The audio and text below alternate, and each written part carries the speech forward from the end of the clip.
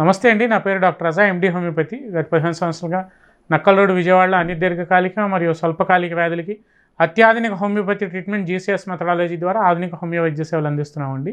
So ఈరోజు మన teenagers చాలామంది చాలా రకాల డౌట్స్ ఈ హస్తప్రయోగం మీద అడగటం, ఈ మాస్టర్బేషన్ మీద వాళ్ళు రకరకాల డౌట్స్, రకరకాల కొర్రీస్తో ఒక రకమైన ఇన్సెక్యూర్డ్ ఆత్మన్యూన్యత భావంతో గురవటం. సో ఫ్యూచర్లో సెక్షువల్ లైఫ్కి పనికొస్తామా లేదా, లేదంటే ఈ టెస్టోస్టెరాన్ హార్మోన్స్ ఏమైనా తగ్గిపోతాయా, లేదంటే హైట్ పెరగమా, ఇలా చాలా రకాల క్వశ్చన్స్ మన వీడియోస్లో అడుగుతూ ఉన్నారండి. సో ఆ కొన్ని క్వశ్చన్స్ అయినా నేను వాళ్ళు అడిగే కామెంట్స్ నేను ఆన్సర్స్ రూపంలో కొంతవరకు నేను ఇవ్వదలుచుకున్నాను. సో కొంతమంది అడుగుతుంటారు weekly how many times is correct అని. సో దీనికి ప్రాపర్ క్యాలిక్యులేషను, ప్రాపర్ ఒక కోలమానం అనేది ఏమీ లేదండి. సో ఈ మాస్టర్బేషన్ అనేసి జనరల్గా according to the age, according to the developing age, మనకి వయసు పెరిగే కొద్దీ బాడీలో వచ్చే హార్మోనల్ చేంజెస్ కొద్దీ, బాడీలో వచ్చే గ్రోత్ ఫ్యాక్టర్స్ బట్టి, మనకి టెస్టోస్టెరాన్ హార్మోన్ ఉత్పత్తులు బట్టి బాడీలో ఫిజికల్గా, శారీరకంగా, మానసికంగా కొన్ని చేంజెస్ అనేవి అందరిలోనూ జరుగుతూ ఉంటాయి. సో దాంట్లో వచ్చే చేంజెస్ బట్టి మనకి ఈ క్యాలిక్యులేషన్ రోజుకు ఒకసారి, 2 సార్లు, 3 సార్లు అనేది ఎక్కడ క్యాలిక్యులేషన్ లేదండి. It depends upon the age and the hormones of the body. అంటే ఆ వయసు బట్టి కానీ, అతను రిలీజ్ అయ్యే హార్మోన్స్ బట్టి కానీ, అతనికి ఉండే మైండ్ కాన్సన్ట్రేషన్ బట్టి కానీ, అతనికి ఉండే ఫిజికల్గా మెంటల్ అబిలిటీస్ బట్టి కానీ ఈ మాస్టర్బేషన్ అనేది జనరల్గా జరుగుతూ ఉంటుందండి. సో దీంట్లో హస్తప్రయోగం ఈజ్ గుడ్ ఫర్ హెల్త్, అంటే ఆరోగ్యానికి మంచిదేనా అంటే ఆరోగ్యానికి మంచిదా చెడా అనేది ప్లస్సా మైనసా, లేదా పాజిటివా నెగిటివా అనేది దీని గురించి ఆలోచించడం అనవసరం అండి. సో ఈ మాస్టర్బేషన్ అనేది ఇందాక నేను చెప్పినట్టు ప్రతి ఒక్కరిలోనూ, ప్రతి ఇండివిజువల్లోనూ, whether it is male or female, అందరిలోనూ సహజ ప్రక్రియగానే నార్మల్గా అకార్డింగ్ టు ద ఏజ్ వచ్చే హార్మోన్స్ బట్టి, ఆ బాడీలో వచ్చే ఫిజికల్ చేంజెస్ బట్టి, మానసిక పరిపక్వత బట్టి, మెంటల్ మెచ్యూరిటీ బట్టి ఈ మాస్టర్బేషన్ ప్రాసెస్ అనేది ఉంటూ ఉంటుందండి.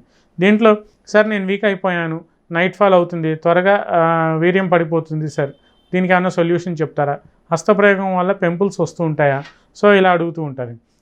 దీంట్లో ఈ మాస్టర్బేషన్ వల్ల బాడీ వీక్ అయిపోవడం కానీ, లేదంటే ఈ నైట్ ఫాల్ అవడం కానీ, లేదంటే సిమెనల్ ఎమిషన్స్ రావడం అంటే ఎక్కువ జరగడం కానీ, లేదంటే ప్రీమెచ్యూర్ ఎజాక్యులేషన్స్ అంటూ ఉంటాం, అంటే శీఘ్రస్ఖలన సమస్యలు రావడం కానీ, లేదంటే సెక్షువల్గా అన్ఫిట్ అవ్వడం కానీ, ఇట్లాంటివి ఏమీ ఉండవండి.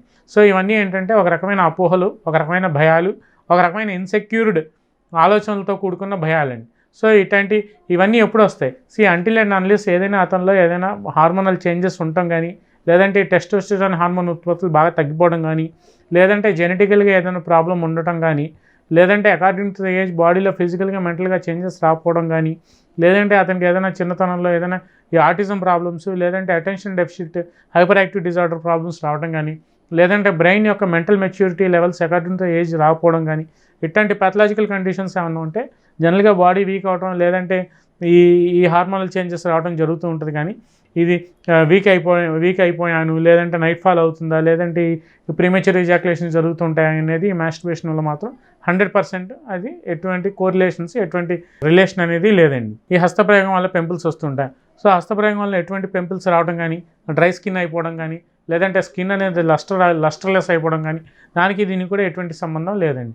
సో పింపుల్స్ వస్తున్నాయి అంటే అది అకార్డింగ్ టు ద ఏజ్, బాడీలో వచ్చే హార్మోనల్ చేంజెస్ బట్టి, న్యాచురల్గా ఈ టెస్టోస్టెరాన్ హార్మోన్స్ రిలీజ్ అయ్యేదాన్ని బట్టి ఈ పింపుల్స్ రావటం, లేదంటే అతనికి స్కిన్లో ఏదైనా ఈ ఎలర్జీ కండిషన్స్ కానీ, లేదంటే కొంతమంది యువకుల్లో, కొంతమంది టీనేజర్స్లో 16-17 ఇయర్స్ వచ్చిన తర్వాత బాగా ఫేస్ మీద పింపుల్స్ రావటం, అది యాక్చువల్గా ఏజ్ పెరిగే కొద్దీ ఆ పింపుల్స్ అనేవి గ్రాడ్యువల్గా తగ్గిపోయి నార్మల్ అయిపోతూ ఉంటాయి. సో ఇదేంటంటే బాడీలో ఒక హార్మోనల్ చేంజ్గా మనం తీసుకుంటాం తప్పిస్తే ఈ మాస్టర్బేషన్ చేయడం వల్ల ఈ పింపుల్స్ రావడం అనేది అది ఒక అపోహ, అదొక అనవసరమైన ఒక ఇన్సెక్యూర్ క్వశ్చన్గానే మనం దాన్ని పరిగణిస్తూ ఉంటాం. సో హస్తప్రయోగం వల్ల ఎటువంటి పింపుల్స్ రావండి.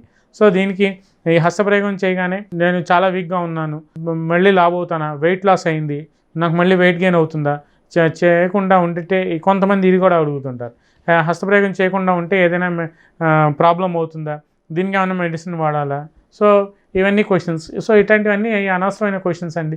వీటికి ఏంటంటే ఈ హాఫ్ నాలెడ్జ్తో ఏదో ఎవరో ఫ్రెండ్స్ చెప్పుకుని దాన్ని బట్టి వింటాం, లేదంటే ఎక్కడైనా సమ్ బుక్స్లో చదవటం, లేదంటే ఎక్కడైనా ఏదైనా ఒక మీడియాలో చూసి దాన్ని వాళ్ళకి అర్థమయ్యేది సగం, సో మేము చెప్పేది కొంత అయితే వాళ్ళకి దాంట్లో సగం అర్థమయ్యి దాంట్లో నుంచి వాళ్ళు ఒక రకమైన ఊహలు, ఒక రకమైన భయాలు, ఇన్సెక్యూర్డ్ ఆలోచనలతో ఇలా వేగ్ క్వశ్చన్స్ చాలామంది చాలా రకాల భయాలతో ఉంటూ ఉంటారండి. సో దీంట్లో చేస్తే ఏమన్నా వెయిట్ లాస్ అవుతుందా, నేను వెయిట్ గెయిన్ అవుతానా, దీనివల్ల ఏదైనా మళ్ళీ నేను లావ్ అవుతానా, లేదంటే హస్తప్రయోగం చేయగానే ఇంకా ఏమైనా జనరలైజ్డ్ వీక్నెస్ వస్తుందా, లేదంటే హార్మోనల్ ఇంబ్యాలెన్స్ వస్తుందా, సో ఇలా ఉంటుందండి. సో ఇవన్నీ ఏంటంటే మాస్టర్బేషన్ అనేది సహజంగా మనం మాట్లాడుకుంటే ఒక బాడీలో వచ్చే ఏజ్ ప్రకారంగా వచ్చే బాడీలో ఫిజియలాజికల్ చేంజ్ మాత్రమే. అది అకార్డింగ్ టు ద ఏజ్ బాడీలో రిలీజ్ అయ్యే హార్మోన్స్ బట్టి మేల్ ఆండ్రోజన్స్ అంటూ ఉంటాం, అంటే మేల్ సెక్షువల్ హార్మోన్స్ ఏవైతే టెస్టోస్టెరాన్ హార్మోన్స్ మనకి అకార్డింగ్ టు ఏజ్ రిలీజ్ అవుతుంటే దాన్ని బట్టి మనకి గెడ్డాలు మీసాలు రావటం, అతను బయట సొసైటీకి ఎక్స్పోజ్ అయ్యే ఎన్విరాన్మెంట్ బట్టి అతనికి బాడీలో ఫీలింగ్స్, అంటే అతని మైండ్లో ఫీలింగ్స్ డెవలప్ అవ్వడం, అదే ఇవన్నీ ఏంటంటే it all correlates with the society also. So ఇవన్నీ దానికి కోరిలేట్ అవుతూ ఉంటాయి. అంతేగాని ఈ మాస్టర్బేషన్ చేయడం వల్ల ఏదో వీక్ అయిపోయాను, లేదంటే ఏదో ఫేస్ మీద పింపుల్స్ వస్తూ ఉంటాయి, లేదంటే నేను ఏదో వెయిట్ లాస్ అయ్యాను మళ్ళీ వెయిట్ గెయిన్ అవుతానా, లేదంటే నేను మ్యారేజ్ లైఫ్ తర్వాత సెక్షువల్ లైఫ్కి పనికొస్తాం, మ్యారిటల్ లైఫ్కి పనికొస్తాం. కొంతమంది ఇది కూడా అడుగుతుంటారు, మాస్టర్బేషన్ చేస్తే పిల్లలు పుడతారా తర్వాత మ్యారేజ్ అయిన తర్వాత అని కూడా అడుగుతుంటారు. సో ఇవన్నీ ఏంటంటే ఓన్లీ అనవసరమైన అపోహలు భయాలు మాత్రమేనండి. సో ప్రతి ఒక్కరిలో ప్రతి ఇండివిజువల్లో ఇది సహజ ప్రక్రియగా నార్మల్గా న్యాచురల్గా జరిగే ప్రాసెస్సే తప్పిస్తే ఈ మాస్టర్బేషన్ అనేది అది ఎటువంటి డిసీజ్ కండిషన్ కాదు, అది ఎటువంటి ప్యాథలాజికల్గా ఏదో హార్మోన్స్ తగ్గిపోవడం కూడా అందులో ఎటువంటి కోరిలేషన్స్ లేవండి. సో ఒకటి మాత్రం కరెక్ట్, దీంట్లో ఏంటంటే excess of anything is bad for health అనే వెర్బ్ మనకి ఉంది.